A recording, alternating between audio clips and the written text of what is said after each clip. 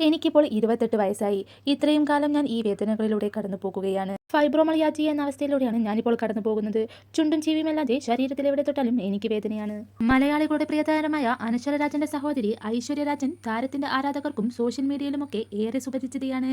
ഇൻസ്റ്റഗ്രാമിലും യൂട്യൂബിലുമൊക്കെ നിറഞ്ഞു നിൽക്കുന്ന സാന്നിധ്യമാണ് ഐശ്വര്യ. ഇപ്പോഴിതാ തന്റെ ആരോഗ്യവുമായി ബന്ധപ്പെട്ട് ഐശ്വര്യ നടത്തിയ ചില തുറന്നു പറച്ചിലുകളാണ് ശ്രദ്ധ നേടുന്നത്. ഫൈബ്രോമാൾജിയ എന്ന അവസ്ഥയിലൂടെയാണ് താനിപ്പോൾ കടന്നു പോകുന്നതെന്നും ചുണ്ടും ചെവിയുമല്ലാതെ ശരീരത്തിൽ എവിടെ തൊട്ടാലും വേദനയാണെന്നും ഐശ്വര്യ പറയുന്നു. 16 വയസ്സിലാണ് എനിക്ക് അപ്പൻഡൈറ്റിസ് വന്നത്. അതിന്റെ സർജറി കുറച്ച് കോംപ്ലിക്കേറ്റഡ് ആയിരുന്നു. കുറച്ചധികം മാസങ്ങൾ ബെഡ് റെസ്റ്റ് വേണ്ടി വന്നു.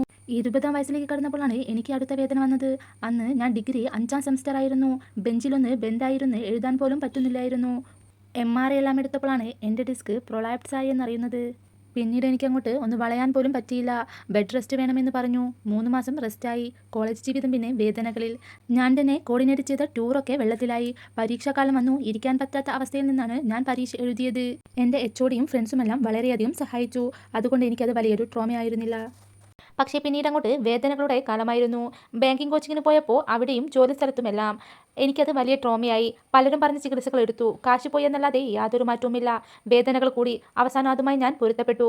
എല്ലാവർക്കും ഇങ്ങനെയാണെന്ന് വിശ്വസിച്ചു. ആ വേദന സഹിച്ചുകൊണ്ടാണ് ഞാനെല്ലാം ചെയ്തത്. ഷൂട്ടിംഗൊക്കെ വരുമ്പോൾ അതിനു മുമ്പേ പോയിട്ട് താൽക്കാലിക വേദന മാറ്റും. പെയിൻ കില്ലറുകളൊന്നും എനിക്ക് ആശ്വാസം തരാൻ പറ്റിയിരുന്നില്ല. ചെറുപ്പം മുതൽ പഠിച്ച ഡാൻസൊക്കെ പോയി. നടുവേദനയുള്ള കുട്ടി എന്നായി എൻ്റെ ഐഡൻറ്റിറ്റി. റിലേഷൻഷിപ്പിലും അത് പ്രശ്നമായി. എനിക്ക് ഗർഭിണിയാവാൻ പറ്റുമോ എന്ന ചോദ്യം എന്നെ വേദനിപ്പിച്ചു.